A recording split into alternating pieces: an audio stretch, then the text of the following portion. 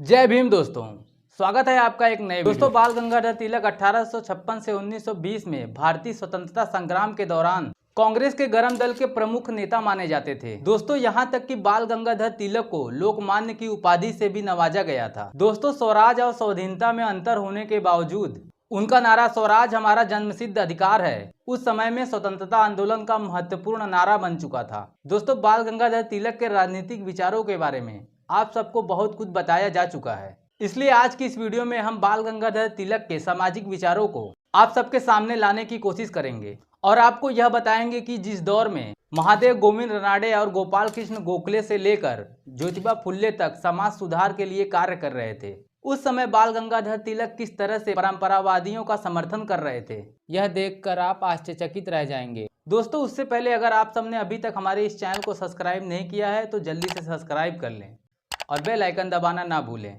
क्योंकि मैं ऐसे वीडियो आप सबके लिए अक्सर लाते रहता हूं। तो चलिए दोस्तों, बिना देरी किए हुए वीडियो को शुरू करते हैं।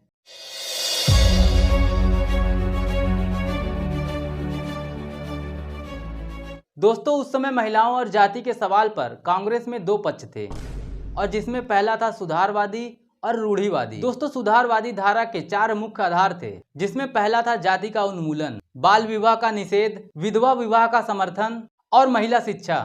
दोस्तों, उस समय सुधारवादी पक्ष का समर्थन महादेव गोविंद रानडे, WC बनर्जी और आगे चलकर जीजी अगरकर और गोपाल कृष्ण गोखले भी इस पक्ष के समर्थन में जुड़ गए।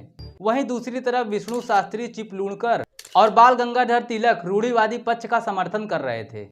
दोस्तों, आपको बताना चाहूंगा कि आगे चलकर बाल गंगाधर तिलक ने रूढ़िवादी खेमे को राष्ट्रवादी खेमे का नाम दे दिया था।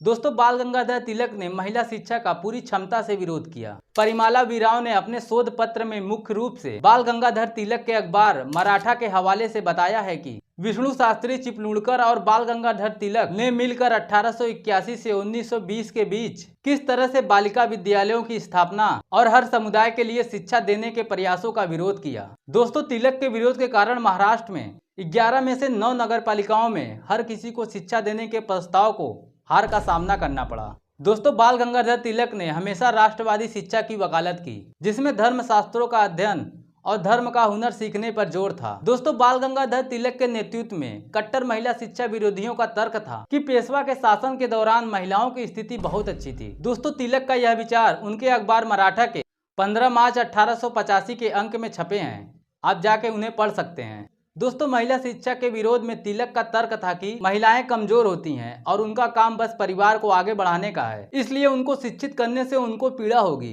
क्योंकि आधुनिक शिक्षा को समझना उनकी शक्ति से बाहर है। दोस्तों, तिलक की यह बात उनके अखबार मराठा के 31 अगस्त 1884 के अंक में छापी गई थी और इसी के साथ तिलक का कहना था कि अगर महिलाओं को पढ़ाई की विशेष जरूरत है तो महिलाओं को गृह विज्ञान और सफाई कार्य जैसी शिक्षा देनी चाहिए, क्योंकि ऐसी महिलाएं ही आगे जाके निपुण बन सकती हैं। दोस्तों, तिलक के अनुसार महिलाएं गणित, विज्ञान और अंग्रेजी जैसे कठिन विषय पढ़ने के लिए बिल्कुल भी काबिल नहीं हैं।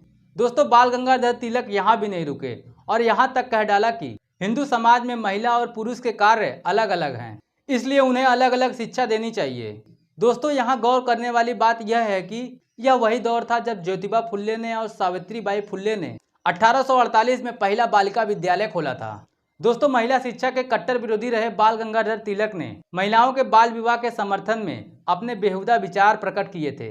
दोस्तों, ब्रिटिश सरकार ने उस समय महिलाओं के बाल विवाह को रोकने के लिए एज ऑफ कॉन्सेंट एक्ट 1891 बनाया, जिसके अनुसार 12 वर्ष की कम उम्र की लड़की के साथ, चाहे वह विवाहित हो या अविवाहित, उसके साथ सेक्स करना बलात्कार की श्रेणी में आएगा। दोस्तों, इस कानून का सुधारवादी पक्ष के लोगों ने समर्थन किया, किंतु बाल गंगाधर तिलक ने ब्रिटिश सरकार के इस कानून का जमकर विरोध किया। दोस्तों, इस पर बाल गंगाधर तिलक का कहना था कि हो सकता है कि सरकार का यह कानून सही हो और उपयोगी हो, फिर भी हम नहीं चाहते कि सरकार हमारी सामाजिक परंपराओं और जीवन शैली में हस्तक्षेप करे। दोस्तों, बाल गंगाधर तिलक वर्ण व्यवस्था के कट्टर समर्थक थे। उनका मानना था कि ब्राह्मण जाति शुद्ध है तथा जाति व्यवस्था का बने रहना देश और समाज के लाभ में है। उनका कहना था कि जाति ही हिंदू समाज का आधार है और जाति के नष्ट होने का अर्थ हिंदू समाज का नष्ट होना है। वहीं बाल गंगाधर तिलक का स्पष्ट रूप से मानना था कि किसान और कारीगर जातियों को राजनीति में नहीं आना चाहिए। दोस्तों, 1918 में जब इन जातियों ने राजनीतिक प्रतिनिधित्व की मांग उठाई तो तिलक ने सोलापुर के एक सभा में कहा था कि तेली, तमोली, कुंभी विधानसभा में जाकर क्या करेंगे? दोस्तों यानी तिलक के हिसाब से इन जातियों का काम बस कानून का पालन करना है और उन्हें कानून बनाने का कोई अधिकार नहीं मिलना चाहिए। दोस्तों कुल मिलाकर देखा जाए तो तिलक के सामाजिक विचारों को आज के इस भारत में स्वीकार नहीं किया जा सकता। इसका यह भी मतलब है कि सबसे महान मान लिए गए व्यक्ति को भी समग्रता में ही देखा जाना चाहिए। दोस्तों मैं आप सबसे यह पूछना चाहता हूं कि क्या इन विचारों के साथ भी कोई भारत का लोकमान्य बन सकता है?